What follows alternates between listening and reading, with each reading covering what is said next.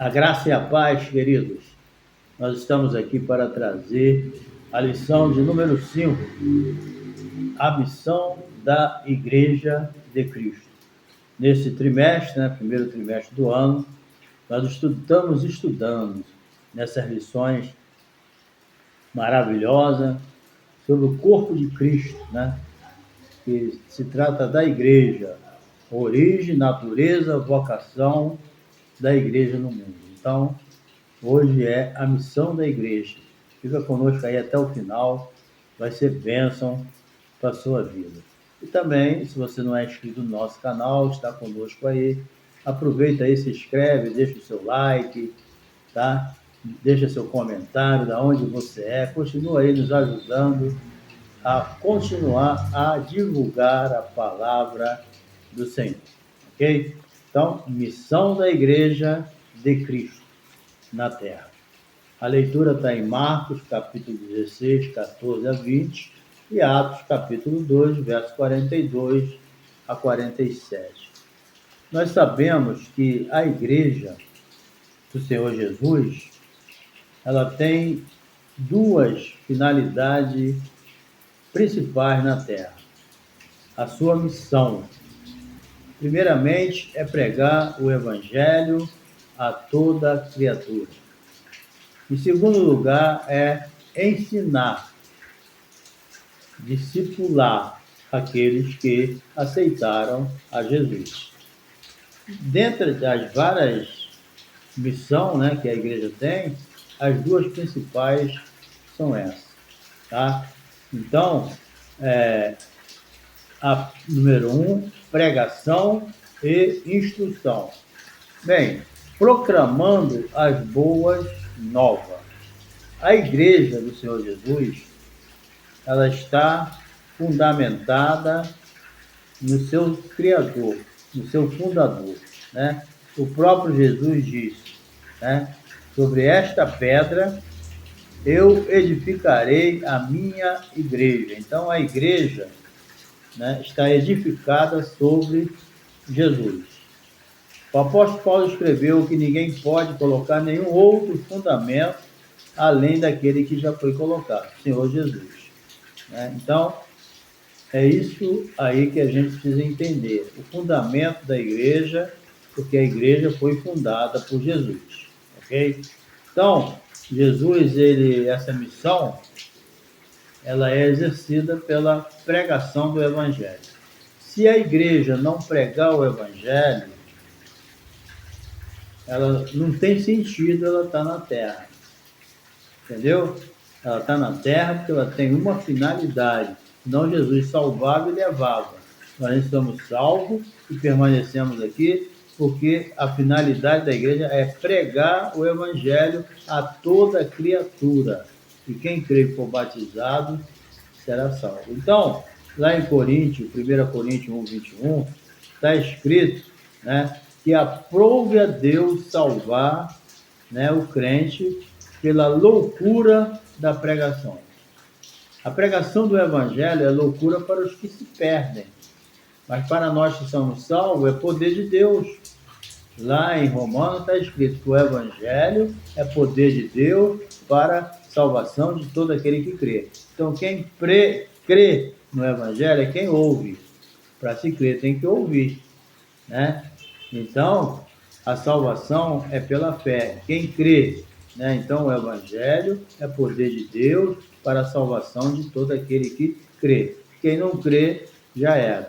Por isso que Jesus falou, quem crê e for batizado será salvo e quem não crê será condenado. Entendeu? Então, essa missão da igreja, ela é muito importante. Marcos usa aqui, se referindo à pregação do evangelho, a palavra em grego, o verbo grego querisso. Entendeu? Inclusive, quando a Bíblia fala que João começou pregando o evangelho no deserto, usa essa palavra querisso, entendeu? Que significa proclamar. É quando um arauto ele vai proclamar o evangelho. É o que João Batista era. Jesus começou também assim, proclamando, pregando a palavra.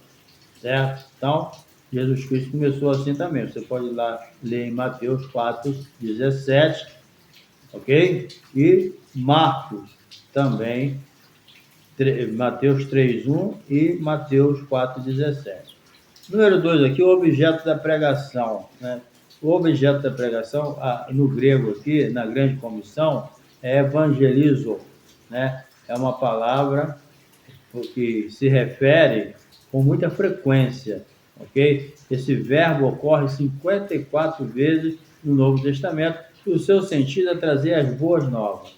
Evangelizo aqui significa as boas novas de salvação, certo? Quem é essas boas novas da salvação? O próprio Jesus. Não é uma coisa qualquer. É a pessoa de Jesus. É Ele que é as boas novas da salvação. Quando se sai para pregar o Evangelho é cristocêntrico, é Cristo no centro. Você sai para pregar Jesus. O Evangelho sem Cristo não leva ninguém a lugar nenhum, nem salvo, né? Então, isso aí é uma coisa muito importante. Pregar Jesus Cristo não é pregar uma coisa qualquer, entendeu? Nem é também uma mensagem subjetiva, mas é proclamar o mundo caído, né? Que Jesus está vivo, pronto para salvar quem crê na mensagem do Evangelho, entendeu? Isso aí é muito importante. A gente precisa pregar a mensagem da cruz, anunciar o Evangelho do Reino revelado por Jesus Cristo. Pode ler lá Atos 8:12. Bem, discipulando os convertidos. É lógico, né, que você sai para pregar o Evangelho, as pessoas aceitam Jesus. O que a gente tem que fazer agora? Ensinar, discipular. Porque o mesmo Jesus falou, ide e pregai, ele falou, ide e ensinai. É assim, simples assim, né? Então a gente prega, proclama para levar a palavra de Deus que estão do lado de fora da igreja, né? Então, enquanto que discipular, instruir, significa ensinar aqueles que estão dentro da igreja. Os que estão fora a gente prega, os que estão dentro a gente ensina. Tá entendendo? Isso aí é muito importante. Mateus manda ensinar, Marcos manda pregar. Entendeu? E lá em Lucas manda esperar em Jerusalém um revestimento de poder para pregar a palavra de Deus. Ok? Então, o verbo discipular no grego é mateteu, né? Ocorre somente 4 vezes no Novo Testamento, enquanto o substantivo, né? O substantivo discípulo, né? Ocorre 261 vezes. Então, o sentido é de alguém que é instruído, treinado, entendeu? Para fazer alguma coisa, entendeu? Isso é muito importante, ok? Vou repetir aqui. Isso aí, o sentido é esse. É de alguém instruído ou treinado em alguma coisa. É o termo usado em Mateus 28:19. A igreja é formada por discípulos, aprendiz. Aliás, nós vamos ser o eterno discípulo. Então, a principal missão da igreja começa aí, é pregar o evangelho e ensinar aqueles que estão dentro da igreja. Os que estão fora a gente prega, os que estão dentro a gente ensina, né? Não adianta ficar pregando salvação para crente. O crente tem que ser ensinado como viver uma vida cristã, tá? E o não crente ele tem que aprender a aceitar Jesus, só isso, entendeu? Então a igreja é formada apenas por crente, não, é discípulo, formada por crentes que estão aprendendo a palavra de Deus. Encerrando essa parte, a igreja fundada por Cristo tem o propósito de abençoar o mundo por meio da pregação do evangelho e do discipulado, tanto em palavras como em ação, lógico, né? Que a pregação do evangelho não é só por palavra, é por exemplo, é por ação, entendeu? Então, nada melhor para ganhar uma pessoa para Jesus do que o bom testemunho, sendo sal e luz da terra, ok? Bem, o número 2 aqui é adoração e edificação. Nós vamos ver aqui. Uma comunidade adoradora. A igreja é uma comunidade adoradora, né? Nós estamos na terra para pregar o evangelho, ensinar o povo a ser crente, né? Mas também nós não podemos esquecer que nós temos um Deus. E esse Deus, né? O que quer de nós? Adoração. Porque se você adorar a Deus ou não, ele permanece Deus. Deus não precisa da adoração da gente. Nós é que precisamos adorar a Deus. Entenda bem, nós não temos um Deus coitadinho, se eu não adorar ele vai até passar mal. Nada disso. Deus continua, se eu adorar ele ou não, ele continua Deus. Deus não precisa. Deus já é completo em si mesmo. Agora, nós é que precisamos adorá-lo. E quando a gente adora ele na beleza da sua santidade, nós recebemos algo do céu dentro de nós. A alegria, a graça, o poder. É uma bênção adorar a Deus, né? Então, isso aí é muito importante a gente entender. Ok? Então, a igreja, além de pregar e ensinar, que é a sua principal missão, ela tem também a missão de adorar a Deus na beleza da sua santidade. Entendeu? Então, a gente, para adorar a Deus, a gente tem que tirar a atenção de nós mesmos, e colocar o nosso ego de lado e nos centrarmos unicamente em Deus. Quando Jesus está centralizado na nossa vida, não há dificuldade de adorá-lo. Nós se reunimos, né, e sentimos o maior desejo de adorá-lo. A própria Bíblia diz, né, importa que Deus é Espírito, e importa que o adoremos em Espírito e em verdade, porque os tais Deus procura para que possa adorá-lo.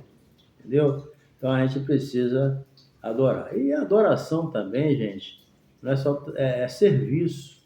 Quando a gente está trabalhando para Deus, nós estamos adorando Ele. Entendeu? Isso aí é muito importante a gente entender. Então, aí muita gente pensa que adorar a Deus é só naquele momento do culto. Não, você é templo do Espírito Santo. A casa de Deus hoje somos nós. No Velho Testamento era o tabernáculo. Hoje o tabernáculo de Deus é a igreja. O templo lá é só para a gente se reunir. Porque Deus quer o seu povo reunido. Deus não quer o seu povo disperso, né? Então, quando você se reúne para adorar a Deus. Paulo, né, num culto pentecostal, lá no capítulo 14 de 1 Coríntios, o apóstolo Paulo dá até um início de como deve ser um culto pentecostal, com oração, em línguas, com pregação, com cântico.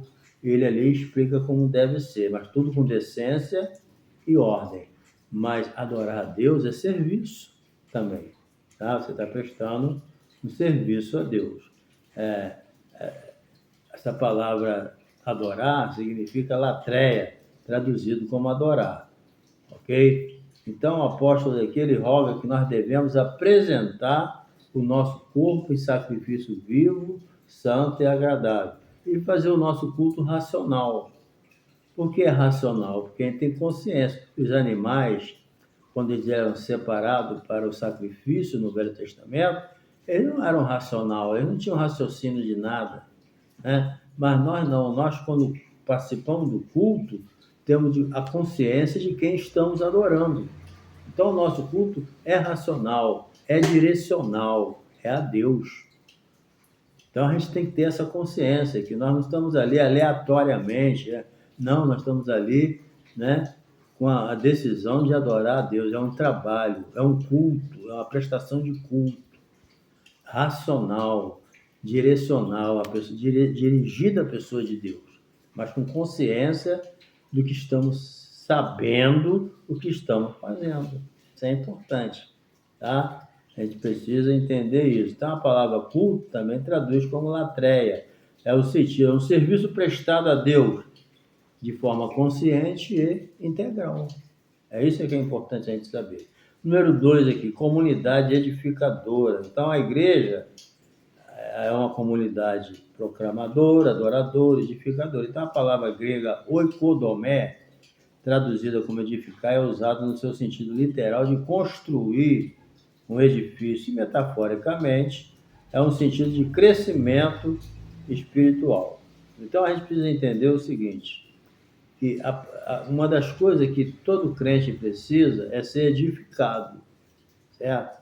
Mas, primeiramente, essa palavra aqui traz referência à casa edificada sobre a rocha, que nós temos que construir. Todo aquele, pois, que escuta essas minhas palavras e obedece, Jesus falou, eu vou comparar ele a um homem que edificou a sua casa sobre a rocha.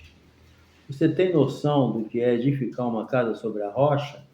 Você tem que fazer buraco, você tem que criar um alicerce ali, coluna, né? E numa rocha dá trabalho, né? Muitas vezes a edificação custa e muita gente não se edifica por causa disso, nem edifica nada. Porque edificar na areia é mais fácil, mas cai, né? Então a gente precisa entender que a igreja ela tem que edificar a sua casa na rocha. A edificação é muito importante na vida do crente, entendeu? Então, nós, conforme diz a palavra lá em Efésios, né? Essa referência fala, o apóstolo Paulo diz que Deus pôs na igreja apóstolo, profeta, mestre, né? Pastores, mestre, profeta, evangelista, para quê? Para edificação do corpo de Cristo. Tudo nessa vida precisa de ser construído, precisa de ser edificado, senão fica paralisado, entendeu? Então é preciso que haja edificação. E os homens chamados para o ministério, né, que tem os dons espirituais, que são os 9 e mais alguns, mas tem também os dons ministeriais. E os dons ministeriais também são para edificação da igreja. Ela precisa crescer, né? E outro detalhe também, assim como que falar em língua, em público, sem interpretação, né? Edifica a si mesmo, contudo, né? Se você falar em língua e tiver intérprete, você está edificando a igreja. Então, quem fala em língua, edifica a si mesmo. Alguém fala, mas é um dom sem valor, porque... Não, querido. Para você edificar alguém, você tem que ser edificado também. Como é que você vai edificar alguém se você não está edificado? E a Bíblia diz, quem fala em línguas, né, está edificando a si mesmo. Agora, quando você fala em língua e tem intérprete, você está edificando a igreja. Deu para entender? Quando você fala em língua e não tem intérprete, você está falando consigo mesmo, a Bíblia diz em 1 Coríntios 14:4, que você está edificando a si mesmo. Quem fala a língua, edifica a si mesmo. Mas se tiver intérprete, você edifica toda a igreja. Então, a edificação, ela é muito importante. Então, dessa forma, o apóstolo exorta o quê? Conforme está em 1 Tessalonicenses 5:11. A gente tem que procurar edificar uns aos outros. Nós estamos aqui para ajudar as pessoas a crescerem.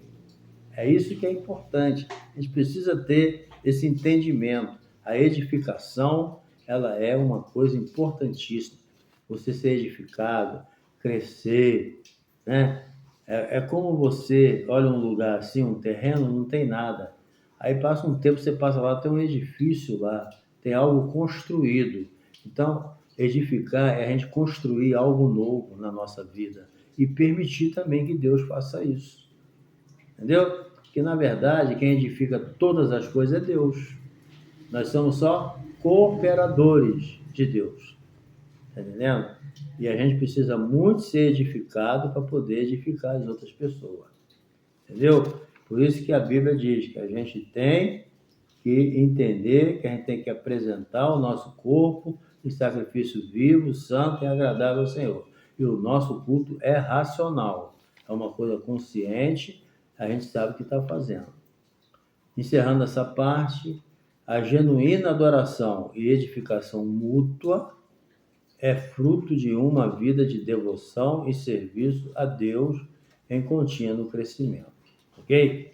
Então vamos aqui agora para a nossa última parte. Terceira aqui, comunhão e socialização. Isso é importante para a igreja, tá? Número 1, a fé na esfera fraternal. Um dos pilares da igreja primitiva, né? A igreja lá do livro de Atos, estava na comunhão. Né? Atos 2:42 explica, eles tinham uma comunhão tremenda, eles tinham um prazer, a comunhão era tão firme né? Porque eles tinham prazer de estar junto, entendeu? Sentia falta, né? Daquela comunhão. Que a comunhão não tem que ser só no vertical, não. A comunhão tem que ser também, ó, no horizontal. A Bíblia mesmo diz, né? Se alguém diz eu amo a Deus e não ama seu irmão, é mentiroso. Então a comunhão tem que ser com Deus na vertical, mas também tem que ser na horizontal, entre os membros da igreja. Entendeu? Se não tiver essa comunhão, não tem como você ver uma igreja próspera se ela não, na esfera fraternal, ela deixa a desejar. É óbvio que não vamos ter uma fraternidade perfeita, só no céu, mas o suficiente para manter o grupo unido, sentindo prazer de estar junto.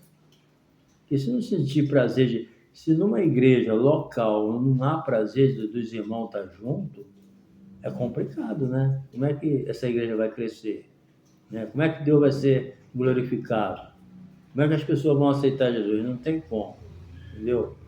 Então a gente precisa entender. Essa palavra comunhão, que a gente já conhece bastante, né? Ela literalmente ela significa parceria, participação e comunhão espiritual. É que é muito importante. Então, se somos cristãos, andamos na luz do Evangelho, devemos viver em comunhão, certo? Porque senão não tem como funcionar. Onde não há comunhão, também a igreja não tem crescimento, não é solidificada, não tem como, entendeu? A Bíblia precisa ser solidamente edificada, mas só se tiver comunhão. Se não tiver comunhão, não prospera. Está entendendo? É uma igreja dividida, ninguém se interessa por ninguém, ninguém quer saber de levar o evangelho para as outras pessoas aceitar Jesus, ninguém é bem-vindo, é grupos separados, é panelinha, não entra ninguém ali, está tudo pronto. Então, isso é uma igreja que não tem comunhão, ela vive dividida. Deus ali só tem o nome, mas ele não reina naquela igreja. Entendeu? Então, não há, portanto, igreja onde seus membros vivem isolados e não mantêm comunhão com os outros. Então, não tem como. Estão vivendo isolados, separados, acaba o culto, ninguém quer saber de ninguém, quer ir embora, então está faltando o quê? Comunhão.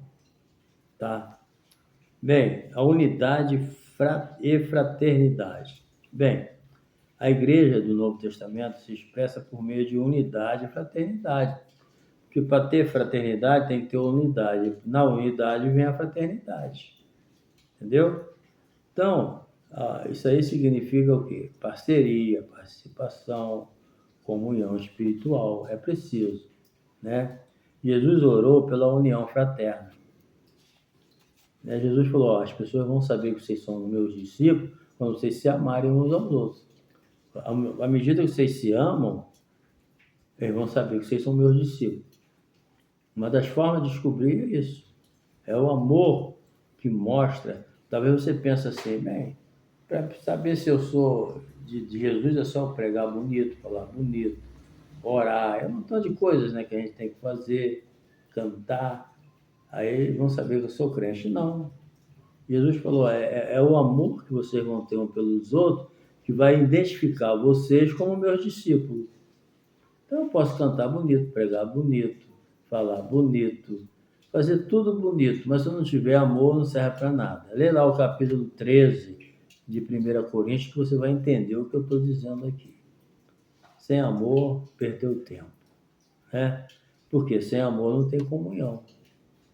É o amor que gera comunhão. É o amor que gera parceria. É o amor que gera participação. É o amor que gera comunhão espiritual.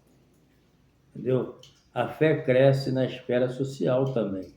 A fé cristã ela precisa expressar na esfera pública. Uma fé para dentro somente, não. A fé ela tem o seu lado social. Se por um lado, né, o substantivo grego koinomia significa comunhão, por outro lado, o verbo grego koinoneo possui também o sentido de ajuda contributiva, entendeu? A partilha. Então, é usado por Paulo no sentido de Romano 12 a 13. Sentido esse texto é de socorrer o mais pobre. Então, uma igreja que não é voltada para o lado social, né, ajudar as pessoas, ela já errou algo. Está entendendo? Porque lá na ponta é que a gente vai ver que tipo de igreja é. Porque às vezes você chega numa igreja, muito glória a Deus e tal, tudo certinho, pregações maravilhosas, né? Aí você fala, essa é a igreja. Mas quando você vai ver lá na ponta, os pobres são desprezados, né? Os mais carentes não existe, ninguém dá valor. Então isso aí mostra que a igreja aparentemente é uma boa igreja, mas não tem cuidado dos pobres, né? Não procura ver essa parte. Isso aí não é o que Jesus deixou ensinado na sua palavra. Então, o sentido desse texto aqui de Romanos 12, 13 é de socorrer o mais pobre nas suas necessidades. Então, o apóstolo Paulo, ele até elogiou os filipenses, que eles não esqueceram essa parte, não. Inclusive, foi uma igreja que ajudou muito o apóstolo Paulo. Entendeu? Então, toda a igreja tem que estar consciente, né, da dimensão social do evangelho. O evangelho é só pregar. Você está pregando o evangelho para uma pessoa. Às vezes você está dando um estudo sobre escatologia, sobre a Trindade, e a pessoa está ali, coitado, morrendo de fome. Ele não vai nem entender o que você está falando, ele quer comer. Então a igreja tem que olhar esse lado também. Tem os espertalhão, os aproveitadores, mas isso aí, ele tem que saber levar isso aí.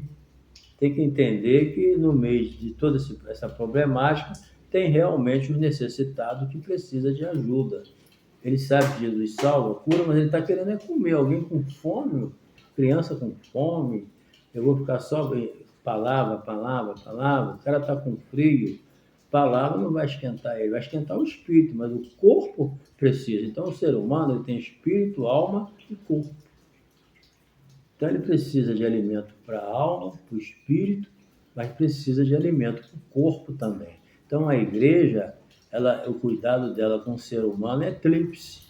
Ela ensina a palavra, ela ensina o comportamento moral, ela ensina o comportamento social, mas ela também cuida do corpo, tá? Porque o corpo precisa de alimento, precisa de roupa. Isso aí é importante. Essa dimensão social da igreja, ela não pode ser negligenciada. A verdade é essa. Bem, então vamos lá. Não se trata apenas de matar a fome dos pobres, deixando-os vazios de Deus. Lógico, se alimenta com a palavra, mas com comida também. Então, é o exercício da fé cristã na sua integridade. Por exemplo, a igreja, portanto, não pode exercer sua fé da maneira bíblica, esquecendo dos mais carentes ou mais pobres. Certo? Então, Jesus ressaltou que esse ato, lá, você lê lá com calma, tá? Não esquece de ler, não. Mateus, capítulo 25, versículo 35 e 36. Que modelo de igreja somos quando poucos têm muitos e muitos têm pouco? O apóstolo exorta a igreja para atentar para esse fato. Eu vou até ler aqui para a gente encerrar, Tiago 25, 15. Ok? É Tiago. Tiago, capítulo 25, 15. É rapidinho aqui, eu leio. Tá? Tá aqui pra gente. Tiago 20, capítulo 2, 15. Diz assim, ó. Meus irmãos, que aproveita se alguém disser que tem fé e não tiver obra. Porventura a fé pode salvá-lo? Olha só. Se o irmão ou irmã estiverem nus, sem roupa, cheio de frio, e tiverem falta de mantimento do dia a dia, e algum de vós disser, ide em paz, aquentai-vos, fartai-vos, e não der as coisas necessárias para o corpo, que proveito virá daí?